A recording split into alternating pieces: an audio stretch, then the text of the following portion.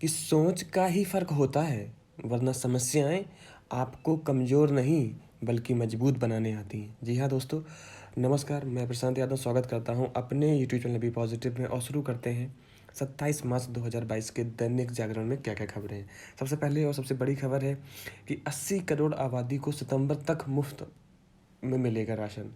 एक अभी कोविड के दौरान एक योजना शुरू की थी भारतीय सेंट्रल गवर्नमेंट ने, प्रधानमंत्री गरीब कल्याण अन्न योजना। इसके तहत हर एक गरीब को मतलब प्रति व्यक्ति को 5 किलो मुफ्त अनाज हर महीने मिलता था। तो अब उसका एक्सटेंशन अभी क्या था कि मार्च में वो एक्सपायर होने वाली थी या ख़त्म होने वाली थी, तो उसको 6 महीने के लिए और एक्सटेंडेड कर दिया गया है। बोला जा रहा है कि इससे गरीबों को काफ़ी सुकून मिलेगा या उनको काफ़ी राहत मिलेगी, क्योंकि अभी भी कोरोना की वजह से बहुत सारे गरीबों का जो रोज़गार है वो छिन चुका है और उनको प्रॉपर रोज़गार नहीं मिला है। इसके बाद अगली खबर है कि युवाओं की किस्मत बदलेगी दिल्ली सरकार। जैसे कि मैंने आपसे कल डिस्कस भी किया था कि कल दिल्ली सरकार ने अपना बजट पेश किया है, उसमें उन्होंने युवाओं को बहुत कुछ दिया है। उन्होंने बोला है कि हम इस 5 साल में 20 लाख रोज़गार सृजन करने का हमारा लक्ष्य है। इसके बाद उन्होंने ये भी बोला कि जो 200 यूनिट हम बिजली फ्री दे रहे थे, वो भी देते ही रहेंगे हम आगे वाले समय तक। चलिए, बात कर लेते हैं अगर हम यूनियन बजट की, तो उसमें बोला गया था कि 100 सैनिक स्कूल खोले जाएँगे। तो उसमें रक्षा मंत्रालय ने 21 सैनिक स्कूलों की स्थापना की मंजूरी दे दी है। कहाँ-कहाँ खुलेंगे इस पे विचार-विमर्श हो रहा है। बात की जाए अगर क्वेश्चन में कि एग्ज़ाम्स में क्या पूछा जा सकता है, तो वो पूछ सकते हैं कि यूनियन बजट जो आया था 2022 से 2023 तक, उसमें कितने सैनिक स्कूलों को खोलने की अनुमति दी गई थी या उसमें बात की गई थी, तो 100, ये याद रखना है आपको।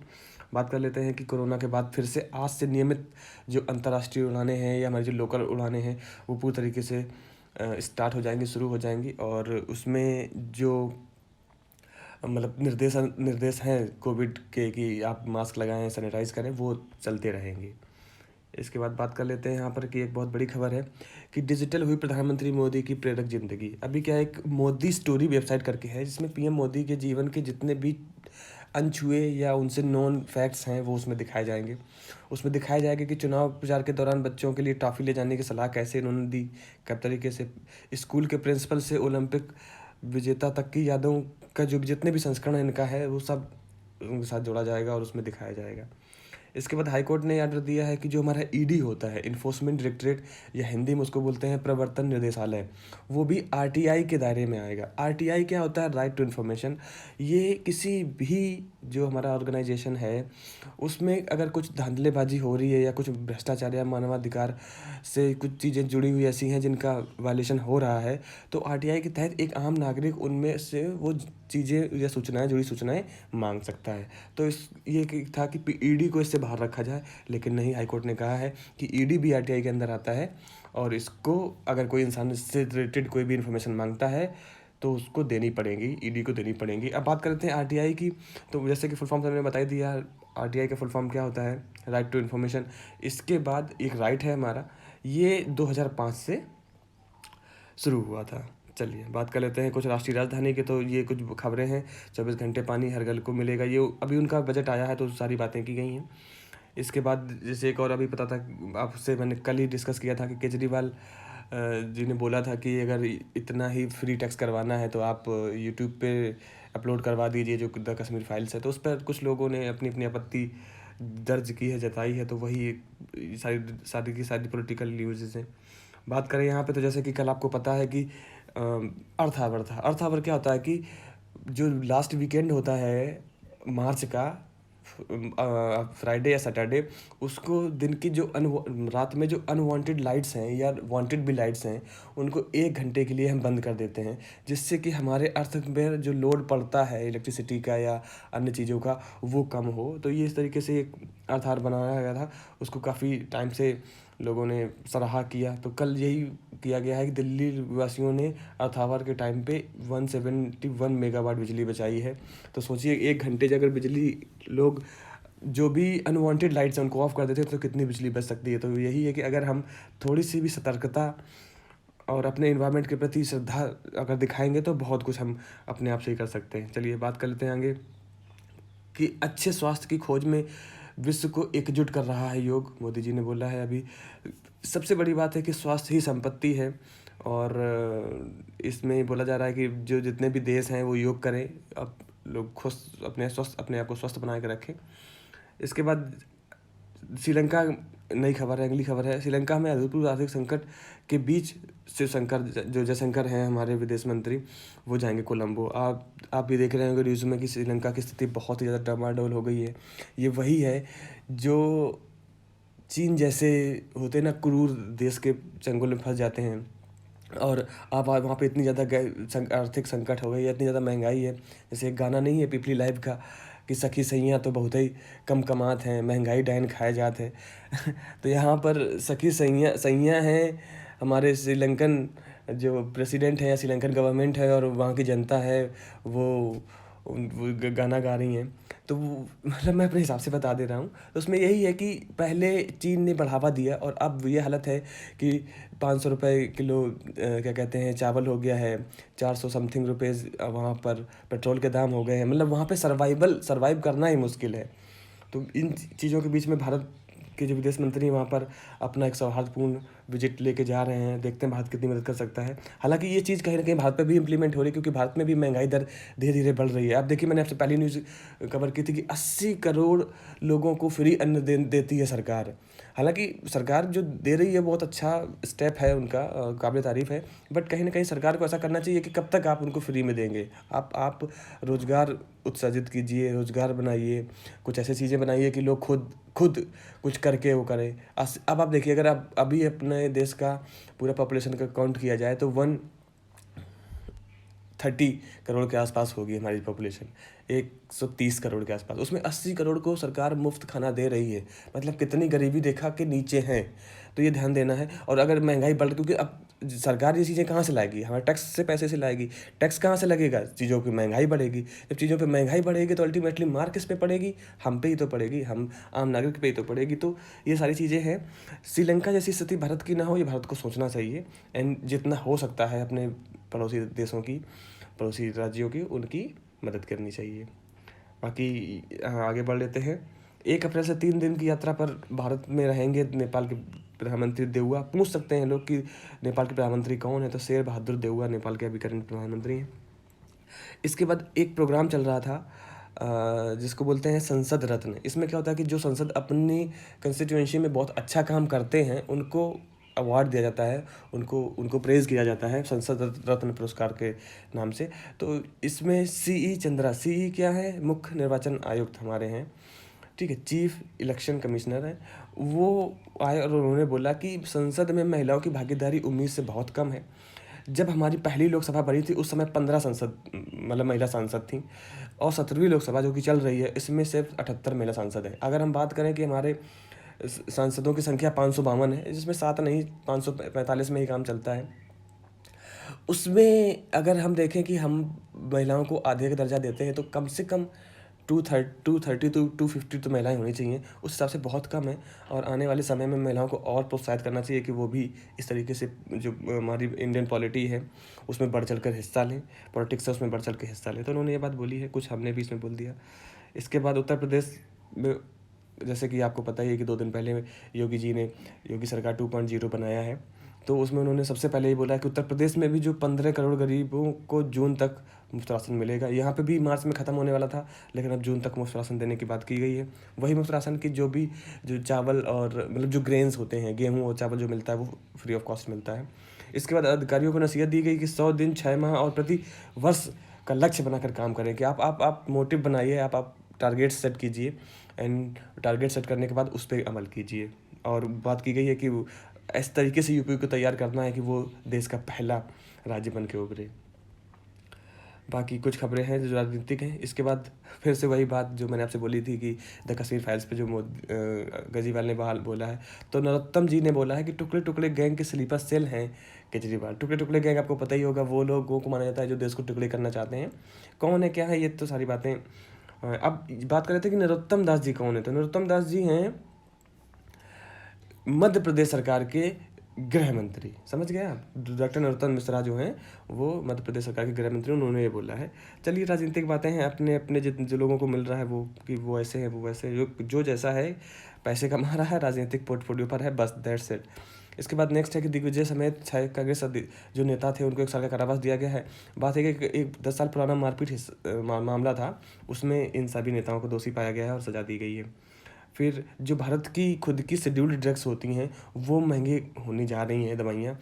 तो अब वही है कि जो 800 जेनेरिक मेडिसिन्स हैं, जेनेरिक मेडिसिन्स वो मेडिसिन्स होती हैं जो भारत के लोगों की तरह बनाई जाती हैं, कंपनियों की तरह बनाई जाती हैं, एंड वो बहुत ही ज़्यादा सस्ती होती हैं। तो अगले महीने से वो दवाइयों पर टैक्सेस बढ़ेंगे या कुछ होगा उन पर, वो महंगी होने वाली हैं।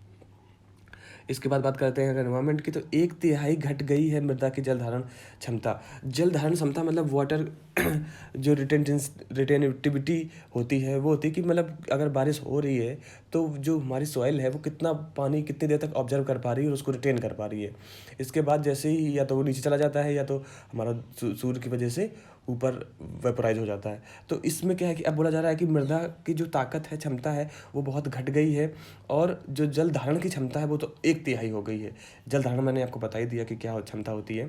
इसके बाद बोला जा रहा है कि क्यों हो रहा है ये सब, क्योंकि बहुत पहले या अभी बोले कि कुछ समय पहले तक हमारे जो अर्थ का कार्बन का परसेंटेज था जो कि हमारे अर्थ में था वो 1% के आसपास था, लेकिन अब वो घटकर 0.3% तक हो गया है जो कार्बन तत्व हैं। तो इस वजह से कहीं ना कहीं हमारा इन्वायरमेंट इन चीज़ों का है, क्योंकि हमने आपने सुना ही होगा कि जो मृदा प्रदूषण होता है, सॉइल पॉल्यूशन, तो उस वजह से बहुत सारी चीज़ें होती हैं, प्लास्टिक का रहना और कहीं कहीं बहुत गंदे पानी का रिसाव होना। दूसरी चीज़ ये है कि जो कीटनाशक दवाएं हैं उनका छिड़काव होना, बहुत ज़्यादा केमिकल्स का यूज होना, ये सारे फैक्टर्स हैं हमारे जो जल प्रदूषण होता है या बोल सकते हैं मृदा प्रदूषण होता है उसका। बात है मिट्टी बचाने के संदेश देने के लिए 27 देशों की मोटरसाइकिल यात्रा करेंगे सदगुरु जी, तो एक अच्छा स्टेप ले रहे हैं। यहाँ पर आप देख रहे होंगे, आपको पहली नज़र में लग रहा होगा कि ये ताजमहल है। जी हाँ, ये ताजमहल नहीं है, ये अजमेर जो हमारा राजस्थान में है वहाँ पर हूबहू ताजमहल जैसी एक कलाकृति बनाई गई है, आप इसको देख सकते हैं। इसके बाद नेक्स्ट अगर हम कुछ खबरों की बात करें तो कोयला आयात में 23% की गिरावट आई, भारत सरकार ने कहा है। इसका मतलब है कि कहीं ना कहीं हमने, ऐसा नहीं है कि हमारे सारे कार्यक्रम या जो हमारे उपक्रम थे वो बंद हो गए, बट कहीं ना कहीं हम निर्भरता जो है कोयले पे वो कम की है और हमारा जो खुद का प्रोडक्शन है कोल का वो हुआ है। इसके बाद अप्रैल में जीएसटी, तो ये खबरें आती रहती हैं, अप्रैल में फिर से जीएसटी का संग्रह जो है वो इतने लाख करोड़ रुपए का हुआ है बताया जा रहा है। इसके बाद नेक्स्ट कुछ खबरें हैं विचारकी में कि समान नागरिक संहिता जो कि आर्टिकल 44 है, आपको उससे कई बार डिस्कस किया, मैंने आपसे पूछा भी था बट आप लोग बताते नहीं हैं, कोई बात नहीं। उस पर अनावश्यक देरी हो रही, क्यों नहीं इम्प्लीमेंट हो रहा ये बता रहे हैं, इसी चीज़ पर बात की जा रही है। बात कर लेते हैं अगर यहाँ पर कि प्रश्न नैतिकता का है। यहाँ पर है कि मैंने आपसे कल भी डिस्कस किया था कि अभी पंजाब में जो हमारे मुख्यमंत्री बने हुए वहाँ पर, तो उन्होंने बोला है कि जितने भी विधायक और सांसद मतलब विधायक हैं उनका जो जितनी का टर्म था उनको उतनी बार पेंशन नहीं मिलेगी, एक विधायक को सिर्फ एक बार ही पेंशन मिलेगी। तो इस बात बाकी सब लोग वो जो है उसको ख़त्म कर दिया है। तो उन्होंने ये बोला है कि ये प्रशंसा की है हरियाणा के एक भारतीय प्रशासनिक सेवा के अधिकारी अशोक खेमड़ा ने। उन्होंने कहा है कि बहुत अच्छा निर्णय है और इस तरीके से सांसदों पर भी होना चाहिए कि आप कितने बार भी सांसद बन जाएं लेकिन आपको एक कार्यकाल की ही पेंशन मिलनी चाहिए। देखिए अभी क्या होता था, जैसे कोई भी व्यक्ति है वो सांसद अगर बन जाता है तो अगर वो सांसद बनता है भले ही वो एक दिन के लिए क्यों ना बने, जब वो सांसद पद से हटता है तो उसको पेंशन मिलना शुरू हो जाती है। पेंशन कितनी मिलती है, क्या मिलती है, ये एक दूसरा मुद्दा है, बट उसको पेंशन मिलना शुरू हो जाती है आजीवन। इसके बाद अगर वो दूसरी बार चुना जाता है तो वो पहली बार तो पेंशन मिल रही होती है, जब वो दूसरी बार चुना जाता है और उसका टर्म खत्म होता है तो उसको दूसरी बार भी पेंशन मिलना शुरू हो जाती है। अगर ऐसे कोई 10 बार बन रहा है तो उसको 10 टाइम्स पेंशन मिलेगी। अब ये मोनोपोली है पॉलिटिकल पार्टियों का या क्या है, इस पे भी हम विचार विमर्श नहीं करेंगे। बात होती है कि हमने आपको बताया कि पेंशन सिस्टम कैसे रहता है कि आप जितनी बार चुने जाएंगे आपको उतनी बार पेंशन मिलेगी, जो कि ऐसा नहीं होता है। आपको एक बार अगर आप चुने जा रहे हैं पेंशन आपको एक बार ही मिलनी चाहिए नैतिकता के आधार पर। बाकी कहाँ क्या होता है, क्या नियम कानून है, वो कैसे वो लोग यूज करते हैं, क्या करते हैं, वो अलग की बात है। दूसरी चीज़ ये है कि जब पेंशन शुरू हो रही थी उस टाइम पे क्या होता था कि जो लोग सांसद या विधायक बनते थे उस टाइम पे लोगों के साथ पैसा नहीं होता था, उनके साथ जन सैलाब होता था। तो उनके पास पैसा ना होने की वजह से क्या होता था कि वो अगर कुछ कहीं अच्छा काम कर रहे हैं समाज के लिए तो वो नहीं कर पा रहे थे। तो पेंशन हर टर्म के लिए देना यही था कि कोई इंसान जैसे कि जिसके साथ जन सैलाब जुड़ा वो बना, इसके बाद वो अगली बार नहीं बन पाया तो वो पेंशन से कुछ ऐसे काम कर सके समाज के लिए कि दोबारा दोबारा उसके चुनने के चांसेस बढ़ जाए। बट आज आपको पता ही है, मैंने परसों आपसे शेयर भी किया था कि जो अभी उत्तराखंड की सरकार बनी है उसमें सारे के सारे मंत्री और इंक्लूडिंग सीएम सारे करोड़पति हैं। तो आजकल पेंशन उतना मैटर नहीं करता, ये और बर्डन कर देता है हमारी जो इंडियन गवर्नमेंट है उसके ऊपर। तो आई होप ये एक अच्छा स्टेप है और एक पहल होनी चाहिए कि एक आदमी को एक ही बार पेंशन मिले, ये नहीं कि वो जितनी बार उसका टर्म हो। चलिए, ये मेरा खुद का पर्सनल व्यू है, बाकी गवर्नमेंट को क्या लगता है वो अपने हिसाब से बात कर लेंगे। यहाँ पे एथनॉल उत्पादन में तो ये अग्रणी राज्यों की एक सूची दी गई है। एथनॉल कहीं ना कहीं रिप्लेसमेंट है पेट्रोल डीजल का, उतना ज़्यादा नहीं है बट कहीं ना कहीं थोड़ा बहुत रिप्लेसमेंट है। कई बार हमने आपसे एथनॉल के बारे में बात की है, बाकी वही जो अभी मूवी है कसमी फाइल्स उसके बारे में बात की गई है। नेक्स्ट यहाँ पर बाकी मैं आपसे बोलना चाहता हूँ कि अगर आपको इसकी PDF चाहिए तो हमारे Telegram channel be positive, link मैंने डिस्क्रिप्शन में दे रखा है, वहाँ से इसको जाके देख सकते हैं। इसके बाद भारत बांग्लादेश सीमा से सटे गांव में मिली है 9वीं सदी की मूर्ति। तो ये मूर्ति मिली है और बीएसएफ जो है वहाँ पर उन्होंने पूरे उसको मतलब इस दुर्लभ मूर्ति तो उसको बरामद किया है। बात कर लेते हैं अंतर्राष्ट्रीय खबरों की। तो रूस ने यूक्रेन में बदली है अपनी रणनीति, अब वो अदर जो डोनबास करके ये एक चीज़ देखिए, मैंने इससे पहले भी कहा था कि जैसे डोनबास हो गया और ये चेर्नोबिल टाइप हो गया, ये सारे जो प्लेसेस है ना यूक्रेन के, वो हमें एक बार पढ़ने पड़ेंगे क्योंकि एग्जाम से पूछा जा सकता है कि ये प्लेस किससे रिलेटेड है। इसके बाद आपको पता ही है कि पाकिस्तान प्रधानमंत्री पर अविश्वास प्रस्ताव मतदान होना है और कहा जा रहा है कि 4 अप्रैल को होगा। तो इमरान के कठिन दौर में राजनीतिक मोर्चे के गायब हुए 50 मंत्री, तो अब उनका कोई साथ नहीं दे रहा है, देखते हैं क्या होता है। इसके बाद भारत ने पाकिस्तान उत्तर कोरिया के खिलाफ मांग की कार्रवाई की है, क्योंकि पाकिस्तान का परमाणु संयंत्र और उत्तर कोरिया का परमाणु संयंत्र पूरे विश्व की मतलब जो शांति है उसके लिए खतरा है, ये बोला जा रहा है। इसके बाद मोमेन कौन है? मोमेन है बांग्लादेश के विदेश मंत्री, ठीक है, डॉक्टर AK अब्दुल मेमन। उन्होंने कहा कि 1971 के युद्ध में किए गए अत्याचारों के लिए माफ़ी मांगे पाकिस्तान। उन्होंने क्योंकि जो 1971 का युद्ध था उससे पहले पाकिस्तानी आर्मी ने बहुत ज़्यादा अत्याचार किया था वहाँ की जनता पर। हालांकि जब से पाकिस्तान अलग हुआ था 1947 से, तब से पूर्वी पाकिस्तान यानी कि बांग्लादेश पर वो अत्याचार करते ही रह रहे थे। ये इतिहास बताता है, ये हम नहीं बताते, इतिहास बताता है। तो इसी वजह से कहीं ना कहीं बाइफर्केशन हुआ, बांग्लादेश बना। क्योंकि होता है ना कि किसी भी चीज़ को आप एक अगर हद के बाद करेंगे तो वो फिर इतने बड़े ताकत से उभरता है कि फिर आप उसको रोक नहीं पाते। तो वही चीज़ है कि आप किसी को इतना मत दबाइए कि वो फिर ऐसे सैलाब बन के उठे कि फिर आप उसे रोक ना पाएँ। बाकी बात कर लेते हैं क्रिकेट की, और सबसे फेवरेट क्या कहते हैं सेगमेंट की, वो है IPL शुरू हो गया है। कल IPL का पहला मैच धोनी की टीम, अब बोल सकते हैं रविंद्र जडेजा यानी जड्डू की टीम और श्रेयस अय्यर की टीम के साथ हुआ। मतलब KKR और चेन्नई सुपर किंग कल हार गया, काफ़ी कम स्कोर बना पाया। तो वही है, उसमें बोला जा रहा कि पुराने चावल काम आए। पुराने चावल काम मतलब जितने भी पुराने खिलाड़ी थे या बोल सकते हैं सीनियर्स खिलाड़ी थे, उन्होंने ही अच्छा परफॉर्मेंस दिया। और जो उमेश यादव है उनको मैन ऑफ द मैच मिला। बाकी आज बहुत इंपॉर्टेंट मैच होने वाला है, महिला वनडे जो विश्व कप हो रहा है उसमें आज निर्णायक मुकाबला हो रहा है दक्षिण अफ्रीका और भारत के बीच। अगर इसमें भारत जीतता है तो वो सेमीफाइनल की दौड़ में पहुंच जाएगा। भारत के लिए जीतना ही सिर्फ एकमात्र क्या कहते हैं लक्ष्य होना चाहिए। बाकी बात कर लेते हैं यहाँ पे कर्णप्रयाग रेल परियोजना, पूछा जा सकता है एग्जाम में कहाँ की है। तो एक भारतीय रेलवे की स्वनिर्मित ऋषिकेश कर्णप्रयाग चमोली रेल परियोजना है, वहाँ पर एक ये सुरंग बनाई जा रही है। तो काफ़ी टाइम लग रहा है उसमें, तो उस वजह से उसको देख रेख करने के लिए काफ़ी लोग देख रहे हैं, क्योंकि बहुत यूनिक वे से ये टनल जा रही है। इसके बाद सैटेलाइट से जुड़ेगा भूस्खलन का पूर्व संकेत देने वाली चेतावनी यंत्र।